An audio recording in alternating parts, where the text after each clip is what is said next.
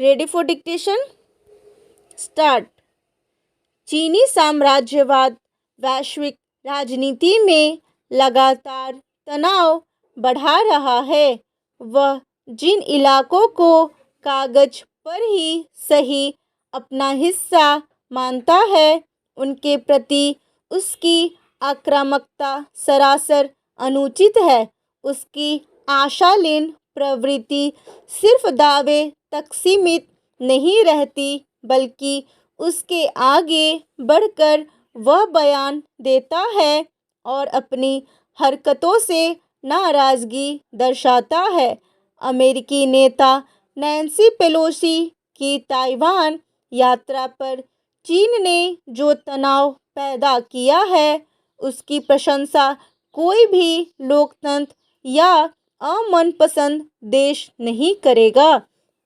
चीन अमेरिकी speaker Pelosi के ताइवान दौरे को अगर चुनौती के रूप में देख रहा है, तो उस तक संदेश साफ शब्दों में पहुंचना चाहिए।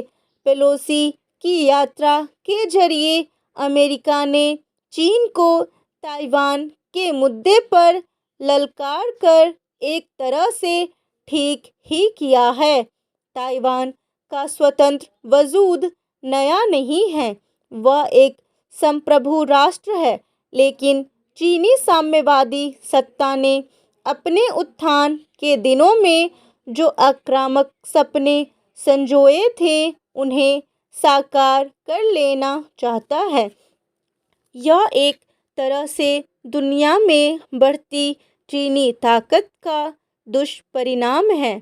वह रणनीति के तहत ऐसे तनाव पैदा कर रहा है कि आसानी से उसका साम्राज्यवादी सपना साकार हो जाए।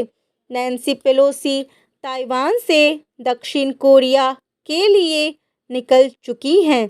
खास यह है कि पहले चीन ने ऐसी स्थिति पैदा करने की कोशिश की थी कि अमेरिकी नेता ताइवान आने से परहेज करे। चीन ने एक तरह से सीधे सैन्य कार्रवाई करने की धमकी दे डाली थी।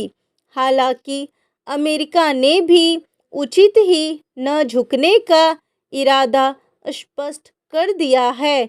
आज बड़े व आक्रामक देशों के पड़ोस में स्थित छोटे देशों की संप्रभुता की रक्षा जरूरी है। कायदे से चीन को ज़्यादा जिम्मेदारी का परिचय देना चाहिए, लेकिन उसने रणनीति के तहत केवल रूस से लगती अपनी सीमा का समाधान किया है। भारत सहित बाकी देशों के साथ वह सीमा विवाद को जारी रखे हुए है। यह अब स्पष्ट है कि रूस हर तरह से चीन के साथ है। कहीं न कहीं रूसी नेता पुतिन की योजना भी साम्राज्यवादी है और इसलिए वह यूक्रेन से युद्ध लड़ रहे हैं। यह भारत के लिए चिंता की बात है। ताकतवर देश अगर इस तरह से पड़ोसी देशों या उनकी ज़मीन पर दावा करने लगेंगे, तो यह गलत प्रवृत्ति भविष्य में क्या रूप लेगी। एक भी उदार या छोटा देश सलामत नहीं रह सकेगा। राष्ट्रीयता, परंपरा, इतिहास की उपेक्षा करके केवल भूखंड के लिए चल रही यह लड़ाई कहां पहुंचकर रुकेगी।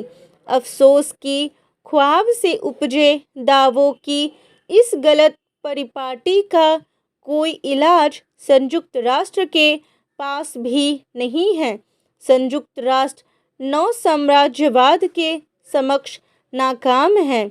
उससे ज़्यादा उम्मीद भी नहीं की जा सकती।